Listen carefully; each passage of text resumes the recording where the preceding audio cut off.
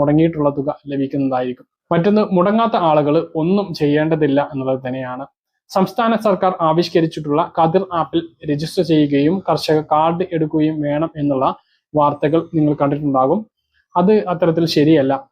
കർഷക കാർഡ് എടുക്കുകയോ കതിർ ആപ്പിൽ രജിസ്റ്റർ ചെയ്യുകയോ PM കിസാൻ സമ്മാൻ നിധിയുമായി ബന്ധപ്പെട്ട് യാതൊരു ബന്ധവുമില്ലാത്ത കാര്യമാണ്. കതിർ ആപ്പിൽ രജിസ്റ്റർ ചെയ്യുന്നത് സംസ്ഥാനത്ത് കൃഷി ജോലി ചെയ്യുന്ന ആളുകളാണ്. നിങ്ങൾ എന്തെങ്കിലും തരത്തിലുള്ള കൃഷി ചെയ്യുന്ന ആളുകളാണെങ്കിൽ കതിർ ആപ്പിൽ രജിസ്റ്റർ ചെയ്ത് കാർഡ് എടുക്കുന്നത് ഏറ്റവും നല്ലതാണ്. കാരണം കൃഷി സംബന്ധമായിട്ടുള്ള നഷ്ടങ്ങൾക്കും നഷ്ടപരിഹാരങ്ങൾക്കും വളം ഉൾപ്പെടെയുള്ള സബ്സിഡി ആനുകൂല്യങ്ങളും കൃത്യമായി ലഭിക്കുന്നതിനുള്ള അപേക്ഷകൾ സമർപ്പിക്കുന്നതിന് നിങ്ങൾക്കുള്ള ഈ യുണീക്ക് ID അത് ഗുണം ചെയ്യുന്നതാണ്.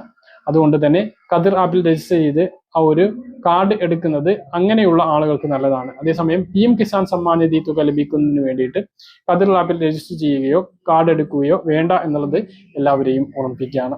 മറ്റൊരു പ്രധാനപ്പെട്ട കാര്യം,